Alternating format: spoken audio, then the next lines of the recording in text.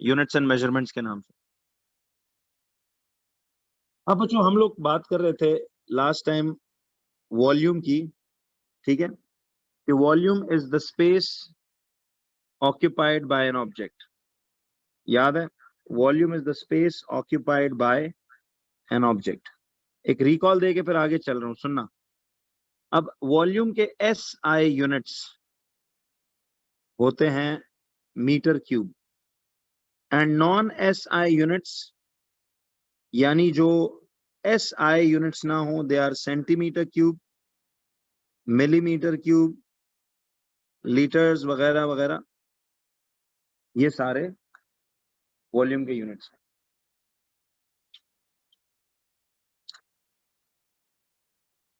जी नूरुल्लाह, आपको मैं देखता हूँ, एक सेकंड, अभी फिलहाल इस फिजिक्स को कर लो, कल केमिस्ट्री किया था हमने। अब जरा बच्चों सुनना इधर, देखिए हमने बात की थी बात छोड़ी थी how to find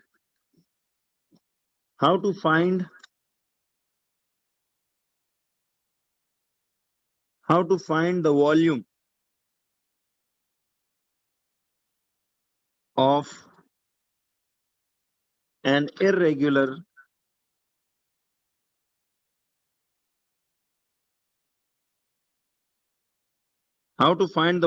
of an irregular shaped object. How to find the volume of an irregular shaped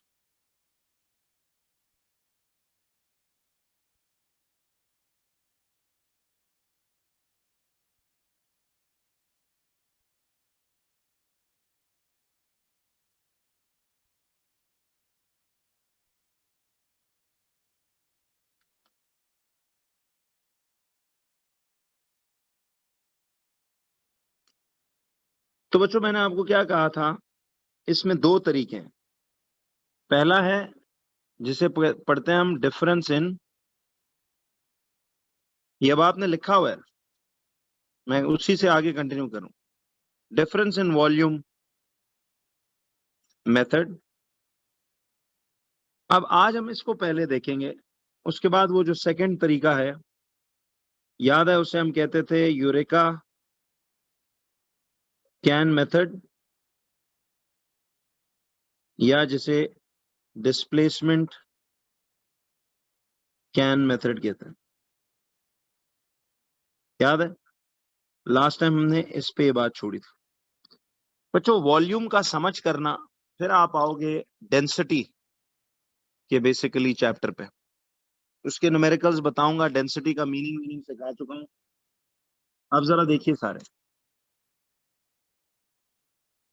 जी बिल्कुल। अब देखना, आपको मैंने इसीलिए कहा कि देखिए, इसीलिए ना ये फाइनल ईयर्स में स्पेशली ओ लेवल्स में आके एक रिस्क होता है अगर आप प्रॉपर गाइडेंस लिए बगैर एग्जाम दे दो। अब स्कूल्स का थोड़ा सा यही रोला है कि वो चीजें आधी पौनी हम छोड़ जाते हैं उधर, फिर समझ नहीं आती। इसीलिए यू नीड टू अंडरस्टैंड कि ये चीजें बहुत जरूरी हैं, और आप देखिएगा अभी इसमें मैं आता हूं। तो let's get to this first method, difference in volume method. अब ये क्या तरीका है, डिफरेंस इन वॉल्यूम मेथड? ये तो पुरानी बात जो कल मैंने लिखी थी वो है, ठीक है जी। जरा बच्चों आइए इधर देखिए। अब डिफरेंस इन वॉल्यूम मेथड तो आपको पता होगा, आप लोगों ने जूनियर क्लासेस में 6th-7th में पढ़ा था। तो देखिए आपकी सिलेबस की बातें हैं, मैंने आपको कहा था ना फिजिक्स में भी मैं स्क्रैच से शुरू करके हर टॉपिक को एंड तक ले जाऊंगा। तो difference in volume method, let's get to this now कि डिफरेंस इन वॉल्यूम मेथड क्या चीज है।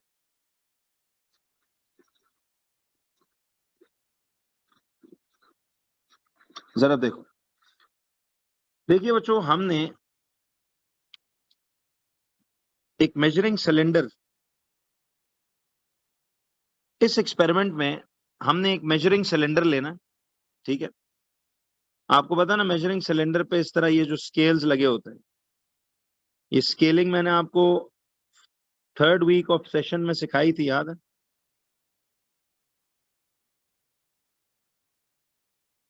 ये आपके पास एक मेजरिंग सिलेंडर है।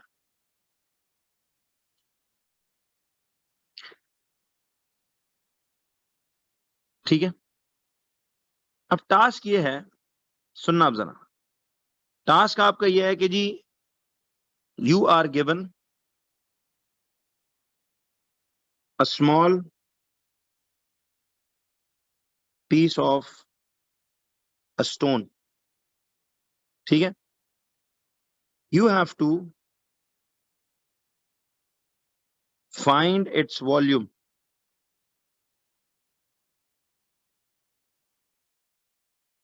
accurately.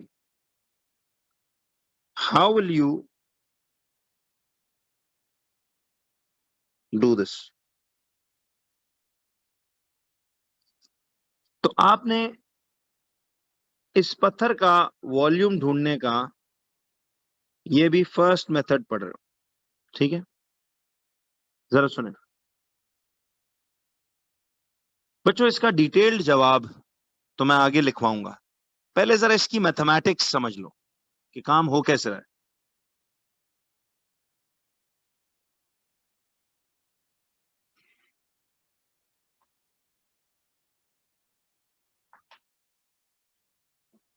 अच्छा, आपने याद है जूनियर लेवल पे, जरा देखना अब इसमें भी इतनी ऐसी बातें होंगी जो इसके प्रॉपर क्वेश्चन में हमें लिखनी पड़ेंगी, लेकिन जूनियर लेवल पे आपको याद है आप इसके स्टेप 1 में क्या करते थे? जरा जूनियर लेवल को याद करते हैं पहले, फिर आगे चलते हैं। तो फर्ज कीजिए आपके पास इस तरह का ना एक छोटा सा इरेगुलर पीस ऑफ स्टोन है। आपका टास्क ये है कि आपने इस पत्थर का वॉल्यूम ढूंढना है कि ये कितना सीएम क्यूब स्पेस ऑक्यूपाई कर रहा है। तो कुछ याद है, सबसे पहले हम इस सिलेंडर में एक नोन वॉल्यूम, यानी इस सिलेंडर में कुछ पानी का वॉल्यूम डाल दो। ये इसमें पानी आ गया, और इस पानी के वॉल्यूम का रीडिंग नोट करो। आपको याद है जब जो लिक्विड ऐसे नीचे बेंड होता है उसके इस मिड पॉइंट से बिल्कुल सामने सामने जो रीडिंग आएगी वो रीडिंग होगी। तो आप इसमें पानी डाल के उसका वॉल्यूम V1 कहते हैं इनिशियल वॉल्यूम को, आप ये नोट कर लें। ठीक है, मैं एक मिनट इसकी अंग्रेजी में जवाब लिखवाऊंगा, ये एक 5 मार्क्स का सवाल आने वाला है आगे एटीपीज में। ये ज्यादातर सवाल एटीपी में आता है, सुन लो पहले, मत लिखो कुछ भी। तो आप इनिशियली इसमें डालोगे पहले वॉल्यूम ऑफ वाटर, ठीक, और उसका वॉल्यूम की रीडिंग नोट डाउन कर लो। देन मुझे बताएं, सुनना, देखो पत्थर का वॉल्यूम किसी फॉर्मूला से नहीं निकाल सकते क्योंकि इसकी कोई फिक्स लेंथ ब्रेड तो नहीं है। तो फिर इसका पहले इसकी पत्थर जैसे शक्लें हैं जो इरेगुलर शेप्स होती हैं उनका वॉल्यूम ढूंढने का ये बेस्ट तरीका है कि पहले थोड़ा सिलेंडर में पानी डालो और उसका वॉल्यूम नोट कर लो। V1 कुछ आएगा ना, 10 cm क्यूब, 20 cm क्यूब, 30, 40, कुछ भी, जो भी रीडिंग आए, वॉल्यूम ऑफ वाटर आपने इसमें डाला हुआ है उसकी रीडिंग नोट कर लो। अब दिमाग में एक वीडियो क्लिप रखना तो एक्सपेरिमेंट सारा याद हो जाए। फिर उसके बाद स्टेप 2 याद है किसी को क्या करते थे?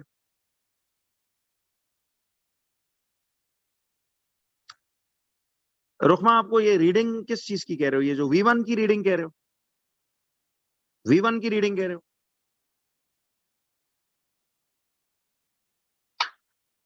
आपने रुकमा वो स्केलिंग वाला काम किया हुआ है मेरे साथ? ये मेजरिंग सिलेंडर 0 cm क्यूब है ना,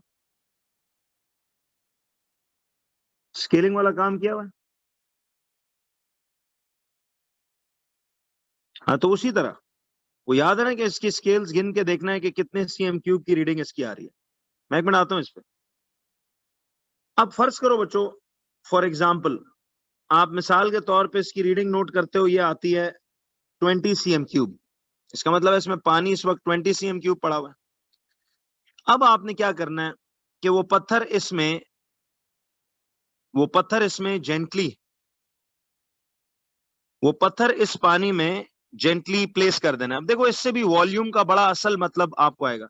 V1 is volume 1, initial volume को V1 में इनिशियल वॉल्यूम को कह रहा हूं, इनिशियल जो वॉल्यूम ऑफ द वाटर है उसे V1 के से वो कर रहा हूं, अब्रिविएट। अच्छा, जैसे ही बच्चों इसमें वो पत्थर अच्छा मुझे बताओ, क्या पत्थर ऊपर से ऐसे फेंकेंगे कि पानी स्प्लैश आउट हो, या जेंटली इमर्स करेंगे? बोलो क्या करना चाहिए? जेंटली करना चाहिए। अब इस पे भी एक सवाल आता है, एटीपी फिजिक्स आपका इस टॉपिक से स्टार्ट हो चुका है। अब ये मैं आपके साथ इस टाइम वो जो आपका एक एमसीक्यू थ्योरी के अलावा एक पेपर होता है जिसको शायद आपने आज तक कभी छेड़ा भी ना हो, ये उसकी बात होगी। ऑल्टरनेट टू प्रैक्टिकल, यानी पूरे कोर्स वर्क में जितने एक्सपेरिमेंट्स पड़े होते हैं वो हमेशा एटीपी के पेपर में आते हैं, ठीक है? तो बच्चों सवाल ये है, सुनना, सवाल ये था कि आपने जेंटली ये पत्थर इसमें इमर्स कर देना। इमर्स कहते हैं फुली डुबोने को। एक लफ्ज है immerse, means to fully drown this stone into the water. अच्छा, जब इसे अंदर डुबो दोगे तो क्या पानी का लेवल यहीं रहेगा या राइज कर जाएगा? जी, तो पानी का लेवल, पानी का लेवल ऐसे राइज कर जाएगा। जी, स्ट्रिंग से बांध के भी, धागे से बांध के इसे डुबो दें वो भी सही है। तो मुझे एक बात बताओ बच्चों, जैसे ही ये पत्थर अंदर डालोगे, देखो पत्थर अपना वॉल्यूम अपनी जगह बनाने के लिए, पत्थर इस पानी में अपनी जगह बनाने के लिए अपने साइज यानी अपने वॉल्यूम के बराबर पानी उसे राइज देगा कि नहीं? तो ये लेवल ऑफ वाटर राइज क्यों करता है, इसकी साइंटिफिक वजह यह है कि जैसे हम पत्थर अंदर डुबोते हैं तो पत्थर अपनी जगह बनाने के लिए अपने वॉल्यूम के बराबर पानी उसे राइज करा देता है। तो अब पानी का न्यू लेवल इस जगह आ जाएगा, अब इधर नहीं रहेगा। समझ आई? तो जब इधर आ जाए तो आप इसकी ये वाली लोएस्ट बेंड के सामने, याद है, इसकी ये रीडिंग ले लेंगे एज V2। V2 में कह रहा हूं किस वॉल्यूम को? फाइनल वॉल्यूम को। किसे कहेंगे बच्चों? फाइनल वॉल्यूम को। तो अब आप इसकी ये नई रीडिंग V2 नोट डाउन कर लो। तो मुझे एक बात बताओ, आपके पास अब ये न्यू रीडिंग ऑफ वॉल्यूम भी आ गई और पुरानी रीडिंग भी आ गई। जी आऊंगा हादी इस सवाल पे। तो अब इस पत्थर का वॉल्यूम ढूंढने के लिए क्या करेंगे? क्या आपकी अकल क्या कहती है कि क्या करें?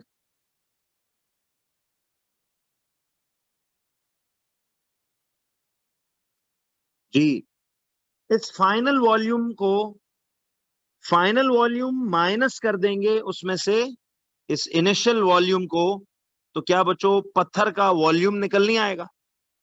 जरा देखिए, volume of the stone, V of the stone का फॉर्मूला है V2 माइनस V1।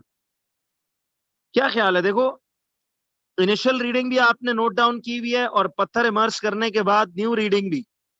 तो आपने इस नई रीडिंग यानी फाइनल वॉल्यूम में से इनिशियल वॉल्यूम को उड़ा देना, तो आपके पास पत्थर का वॉल्यूम आ जाएगा, वॉल्यूम ऑफ द स्टोन आ जाएगा। जी, अभी तो रुखमा मैंने वैसे ही रफली बात की है।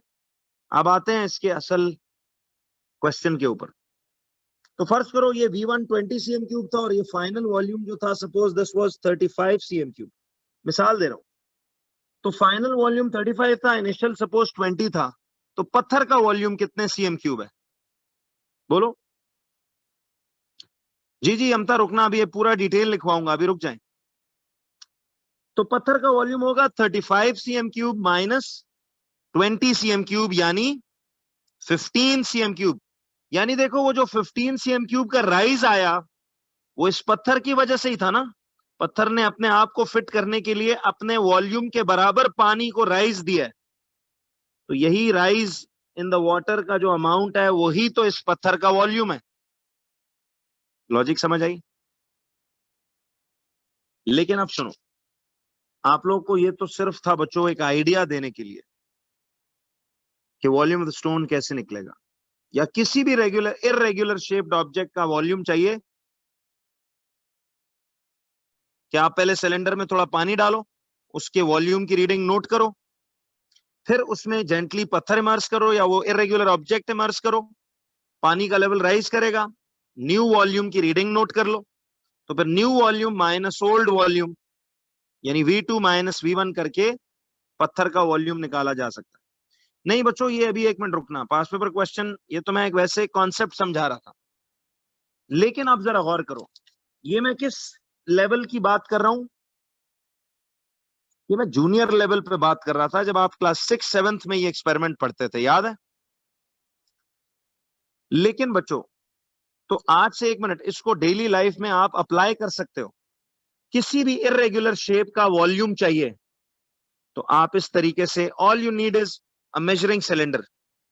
वैसे कभी यार जा रहे हो ना मार्केट, तो टाइम मिले तो एक बड़ा सा मेजरिंग सिलेंडर 100-150 रुपए का मिलता है, ये खरीद लिया करो।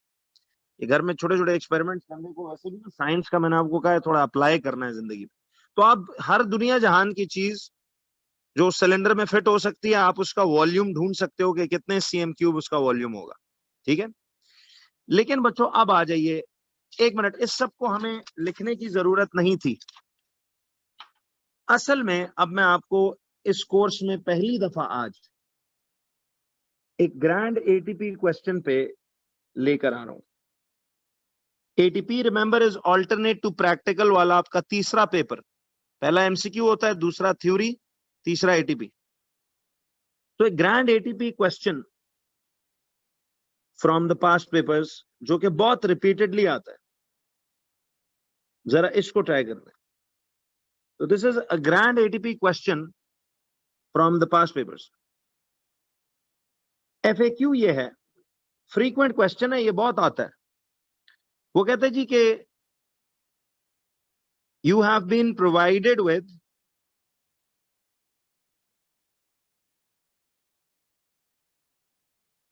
a measuring cylinder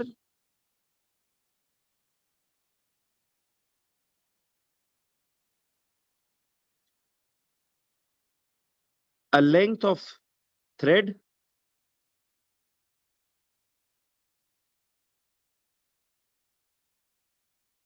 and some water। ठीक, कहता है you have to find the volume of an irregular pebble. Pebble किसे कहते हैं? पेबल किसे कहते हैं जी? पत्थर को ही कहते हैं, छोटे पत्थर को पेबल कहते हैं, ठीक है? You have to find the volume of a irregular pebble as accurately. अब देखो, आज आपके ना पहली दफा फिजिक्स में कान खुलेंगे कि हम पिछले सालों में कितना कुछ मिस करते आ रहे हैं फिजिक्स में, और वो पास्ट पेपर के सवाल का हिस्सा था और हम लिखते ही नहीं या हमने समझा ही नहीं एज एक्यूरेटली एज पॉसिबल।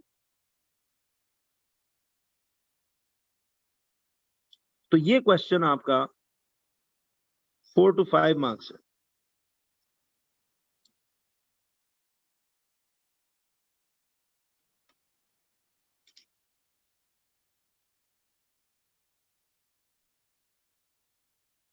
जी सॉरी, मैं मिस कर गया था।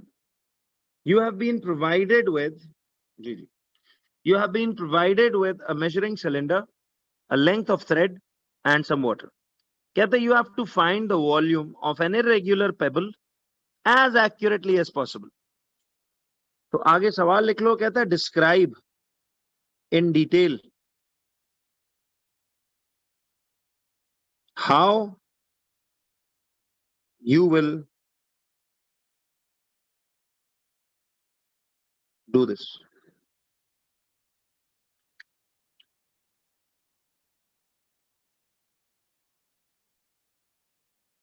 ये वेरी नहीं, मैं वैसे बता रहा था, कभी 4 मार्क का, कभी 5, जो भी हो, बहरहाल आपने इसमें डिटेल पूरी लिखनी है। देखो बच्चों, शायद आपको लग रहा हो, अब देखें, अगर ये आप प्रॉपर मार्क स्कीमों को, तो आज पहली दफा एक वर्ड है जो हम अब through out the course work use करेंगे, दैट इज मार्क स्कीम। आपने बच्चों कभी ये लफ्ज सुना मार्क स्कीम का? देखिए, मार्क स्कीम्स अब एक ऐसा लफ्ज है जो मैं थ्रू आउट द कोर्स आपके साथ बहुत यूज करूंगा। मसला ये, मार्क स्कीम कहते हैं रिकमेंडेड आंसर्स ऑफ कैम्ब्रिज। जाहिर है वो according to proper scientific rules and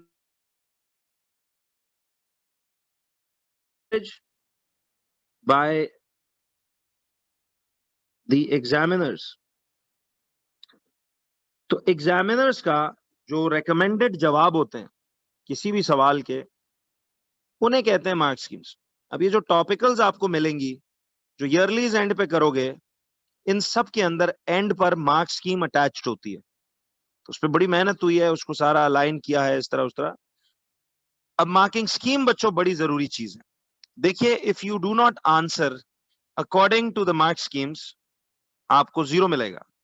बेशक आपको नॉलेज पीएचडी की आती हो, लेकिन आपको 0 मिलेगा।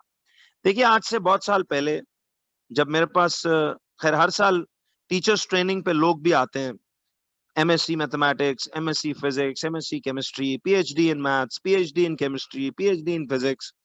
उन टीचर्स का ना एक बहुत बड़ा विचारों का मसला होता है। ऑब्वियसली नॉलेज वाइज तो वो मेरे सीनियर्स होते हैं, नॉलेज वाइज तो उनको बहुत कुछ आता है, लेकिन देखिए उनकी ट्रेनिंग में ना एक चीज जो मैं बहुत लैकिंग देखता हूँ राइट फ्रॉम द बिगिनिंग। जैसे माजी में ये बहुत होता था कि when, क्योंकि मेरे शागिर्दों में ना माशाल्लाह कुछ 60-60, 70-70 साल के बाबे भी हैं। अब तो वो ट्रेन होके मुख्तलिफ पाकिस्तान के शहरों में पढ़ाते भी है, कुछ बाहर के मुल्कों में भी करा रहे हैं।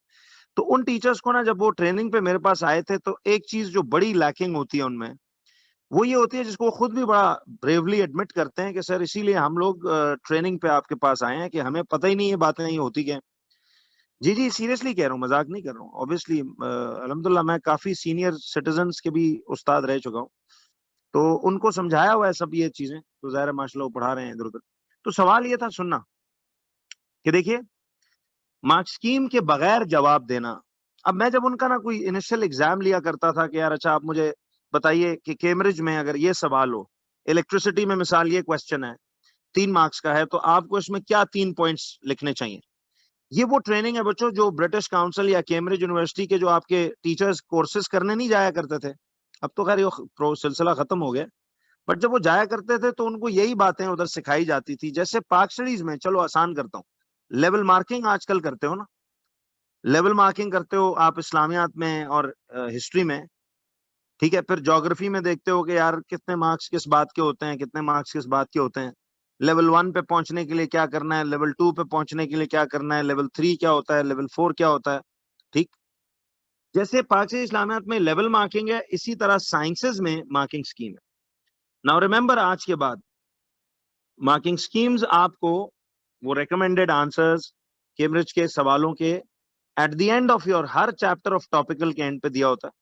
तो मैं जब उन टीचर्स की आंसर्स को चेक करता था ना टेस्ट के बाद, तो आई यूज्ड टू रियलाइज कि यार इनको नॉलेज तो ए क्लास किस्म की है, लेकिन उनके आंसर्स के ना हर दफा जवाब में मिसाल 1 out of 5, 2 out of 5, 1 out of 3, 2 out of 5, इस तरह करके मार्क्स आते थे। तो वो जो 2-2, 3-3 नंबर वो लूज करते थे ना, वो उसकी वजह यही थी कि वो मेट्रिक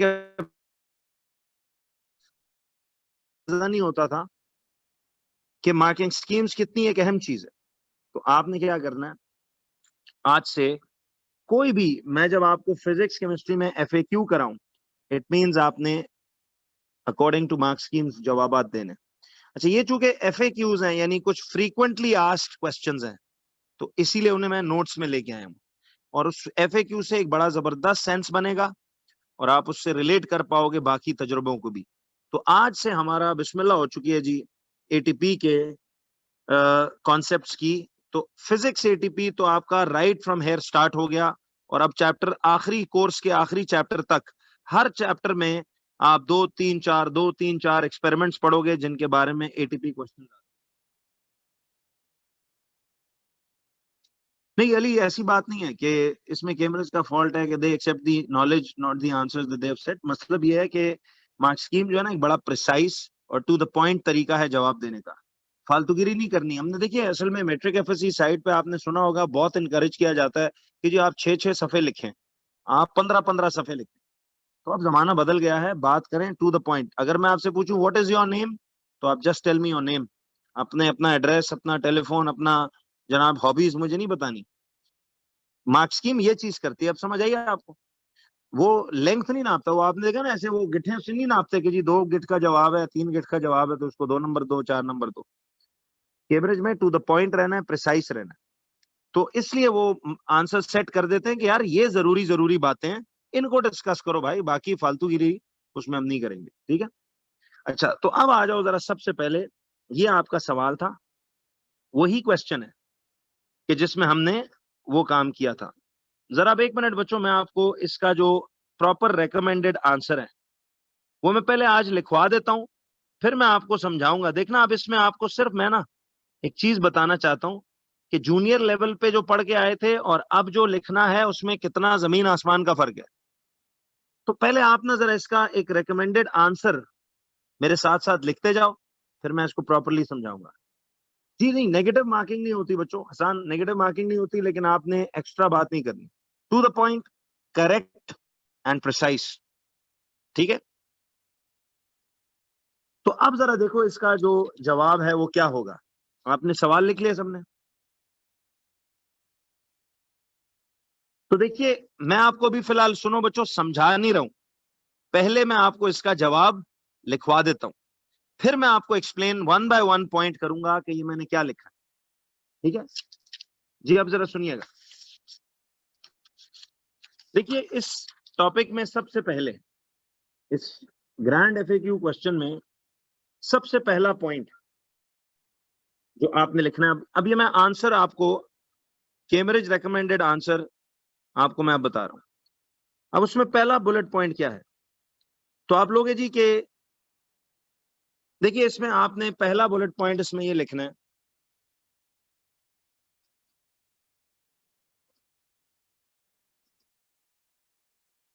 जरा देखिएगा आप सब।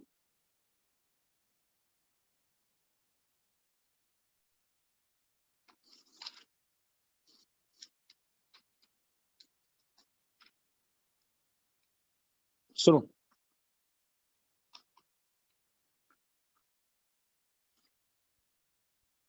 तो सबसे पहला तो आपने इसमें ये लिखना है, ठीक है जी, कि ऐड, ये पहले लिख लो, कॉपी कर लो सब लोग, फिर मैं इसको वन बाय वन बड़ा डिटेल में समझाऊंगा। देखिए हमारा रोज का टास्क 1 मार्क है, इधर तो हम फिर 4 मार्क्स कर रहे हैं। कि add known volume of water to the measuring cylinder,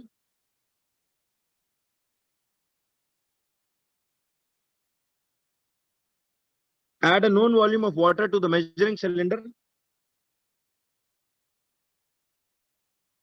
and record its reading as V1।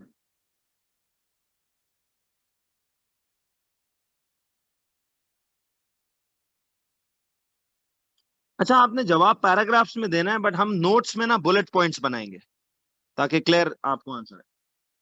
And record its reading as V1, तो वही प्रोसीजर है, बट अब जरा फर्क देखना। अगला पॉइंट ये होगा, तो हम नोट्स में पॉइंट वाइज इसलिए बनाते हैं कि हमें पता हो इस पूरी बात का एक मार्क है, समझ आई। बट एग्जाम में आप पैराग्राफिंग में करो, पॉइंट्स में याद करना भी जरा आसान होता है।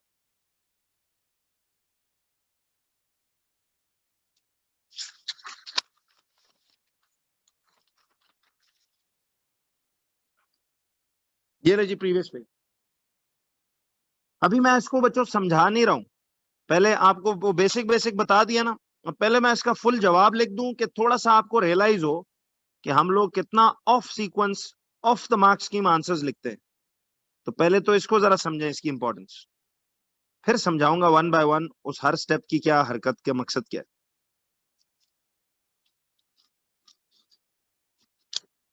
हो गया।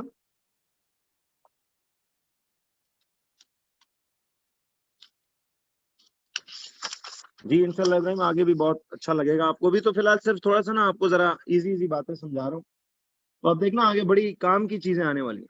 तो हम लिखेंगे इसमें add a known volume of water to the measuring cylinder and record its reading as V1, यानी वॉल्यूम 1। इनिशियल वॉल्यूम को V1 कह रहे हैं। फिर बच्चों सेकंड स्टेप में क्या होगा, हम बोलेंगे gently immerse the stone into the water using the thread। ठीक है, gently immerse the stone into the water using the thread। ठीक, अब जरा अगली बात देखना। सी दिस, ये बात आपने शायद इससे पहले कभी सुनी ना हो। हाँ सॉरी, इसको स्टोन के बजाय क्या करेंगे, सही कह रहे हो, पेबल या जो भी वो चीज होगी। तो gently immerse the payable into the water using thread. नहीं, नोट्स में बुलेट पॉइंट्स और एग्जाम में पैराग्राफिंग करो। ठीक है, नोट्स में बुलेट पॉइंट्स इसलिए कि पता हो ये अलग पॉइंट है, ये अलग पॉइंट है। फिर होगा बच्चों, अब सुनो, ये बात आपने नहीं सुनी होगी बहुत समय पहले। आप लिखोगे कि gently tap the cylinder, gently tap the cylinder a few times and then note down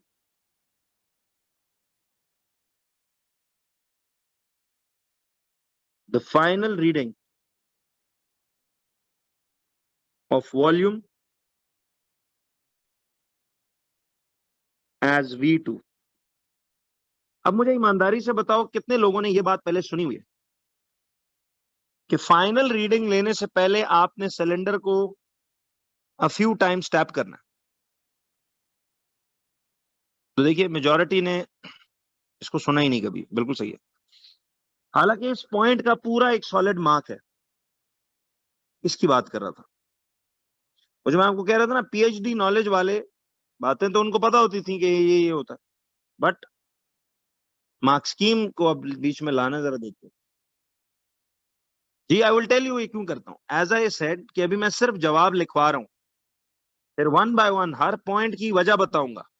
ठीक है, बेफिक्र हो जाओ, ये सिर्फ अभी लिखवा रहा हूं। अब बच्चों नेक्स्ट देखिए कि then note down the reading of V2 होगा इसे। अच्छा अब बताओ कि क्या करना चाहिए,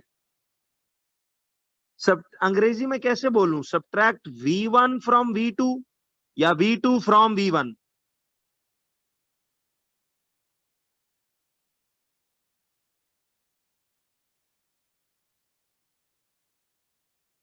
देखिए अब कुछ लोग इसको जरा अंग्रेजी में गलत लिखते हो, अगर आपने इधर मिस्टेक की तो ये पूरा पॉइंट का एक मार्क सॉलिड जाएगा। कैसे, सब्ट्रैक्ट V1, यार कौन सी वैल्यू छोटी होगी बच्चों, V1 या V2? बोलो V1 की रीडिंग कैसी होगी, छोटी होगी ना, V2 बड़ी होगी। तो अंग्रेजी में ऐसे बोलते हैं सब्ट्रैक्ट V1 फ्रॉम, गौर करो, सब्ट्रैक्ट V1 फ्रॉम V2, क्योंकि V2 बड़ा है, उसमें से हमने V1 माइनस करना। तो इसको अक्सर लोग यूं लिख देते हैं सब्ट्रैक्ट V2 फ्रॉम V1, तो वो तो गलत नहीं होगा, उसका मतलब गलत नहीं है, तो उस पर एक सीधा मार्क कटता है। Subtract V1 from V2 to get the volume of the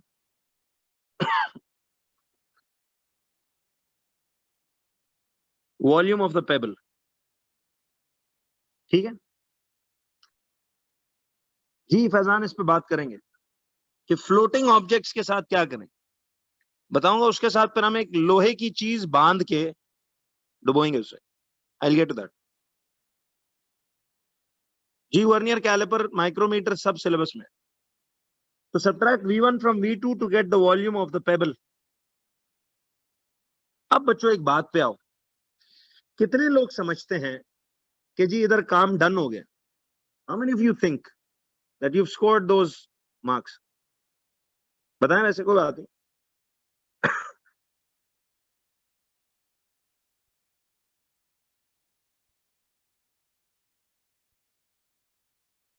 ji chapter 1 में ही कराऊंगा जी, vernier caliper, micrometer, meter rule, इन पे बड़े ग्रैंड ग्रैंड सवाल है, देखना।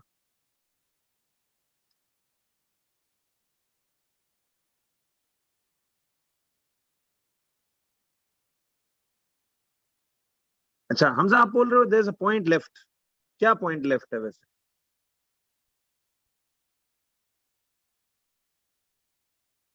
जी रूबा, उसी का पार्ट है। आप सुनो बच्चों, आपको पता है, आपने अब तक अगर कोई इसमें यहां तक सवाल का जवाब लिखता है तो उसे मिलेंगे तकरीबन 3 आउट ऑफ 5। बताऊंगा क्यों। 2 मार्क गए आपके अभी भी।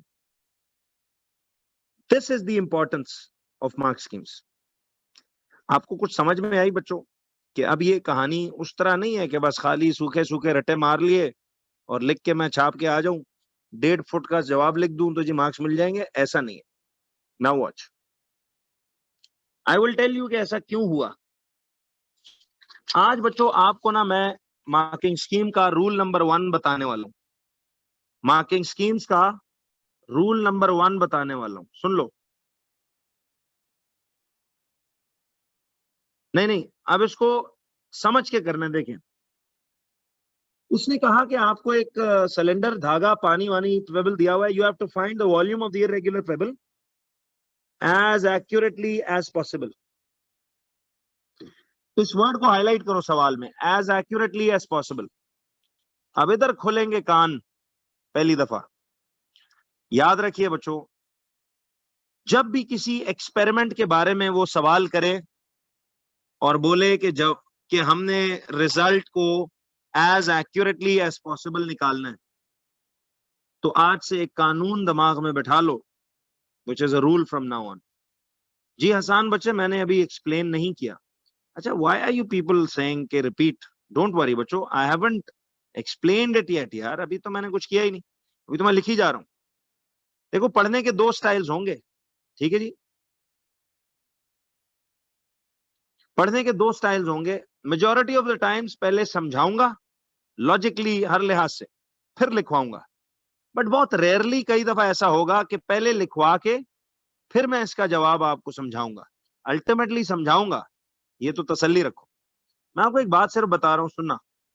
मैं ये कह रहा हूं कि जब भी किसी एक्सपेरिमेंट के बारे में सवाल आए और उसमें ये अल्फाज दिए हों कि आपने ये फलानी फलानी हरकत या टास्क करना है एज एक्यूरेटली एज पॉसिबल, तो इस एज एक्यूरेटली एज पॉसिबल के अल्फाज का मतलब होता है कि आपने उस तजुर्बे में होने वाले प्रिकॉशंस जो हैं उनका भी जिक्र करना है। अब ये वो बोलेगा नहीं, समझ आई? याद रखिए कि आपको जब भी किसी एक्सपेरिमेंट में वो कहे कि आपने रिजल्ट निकालना है एज एक्यूरेटली एज पॉसिबल, तो it means that you have to give the precautions as well. ये बात कहीं साइड पे नोटिफाई करके लिख लो। इसको एक हेडिंग में ना यूं लिखो, mark scheme rule. Mark scheme rule. अब ये बातें हमें कोई भी नहीं बताता। देखिए, अब आपके मिसाल जो क्लास फेलोज हैं, जो कोई प्रॉपर हेल्प नहीं ले रहे, तो वो अगर बेशक नॉलेज में ए क्लास हो जाएं, बट एग्जाम में आप देखते हो ना, अक्सर बहुत लाइक बच्चे, हम कहते हैं यार ये तो इतना लाइक बंदा था स्कूल में, बट कैम्ब्रिज एग्जाम में इसका क्यों बी हो गया, सी डी क्यों हो गया? तो उसी टाइप की वजह है कि उसको प्रॉपर गाइडेंस नहीं मिली होती, उसको मार्क स्कीम रूल्स नहीं पता होते। मार्क स्कीम रूल कहता है, सुनना, मार्क स्कीम रूल कहता है कि whenever in experiments we are asked to find the result as accurately as possible, as accurately as possible then it is important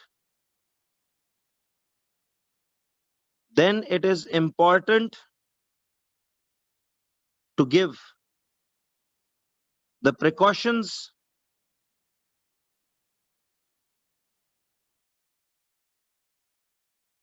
during the experiment.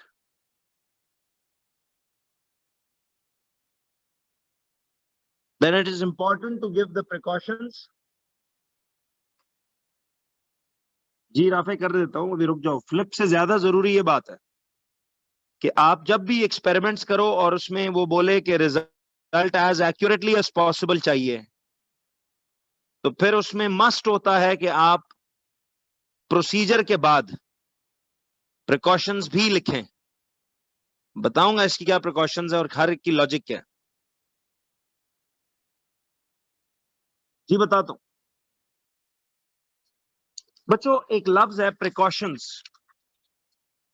Urdu में बता सकता है कोई कि प्रिकॉशंस हम किस चीज को कहते हैं? प्रिकॉशंस के लफ्ज का उर्दू तर्जुमा क्या है? जी, एहतियाती तदाबीर। जबरदस्त यार जुरेज, वेरी नाइस, बड़ा एग्जैक्ट वर्ड आपने दिया है, विशाल आपने भी। देखिए जी, प्रिकॉशंस का जो लफ्ज है ना, प्रिकॉशंस का लफ्ज जैसे हम कहते हैं प्रिकॉशनरी मेजर्स, कि यार इस काम में क्या प्रिकॉशनरी मेजर्स लेने चाहिए, तो प्रिकॉशनरी मेजर्स कहते हैं एहतियाती तदाबीर को। यानी इस एक्सपेरिमेंट में एक्यूरेट रिजल्ट चाहिए तो क्या क्या एहतियात हमें करनी चाहिए। चलिए इस पे फिर नेक्स्ट टाइम बात होगी, कल इंशाल्लाह जी 7:15 आपसे मुलाकात होगी। तो जरा रिवाइज भी थोड़ा बहुत कर लिया करो, 10-15 मिनट लगते हैं, और अपनी उसकी तैयारी भी रखें। तो इंशाल्लाह जी मिलते हैं फिर आपसे। Thank you. 9:30 हो गया बच्चों। कंप्यूटर्स बायो की अपनी अपनी क्लासेस में चले जाना, क्लासेस स्किप ना किया करें प्लीज। Thank you.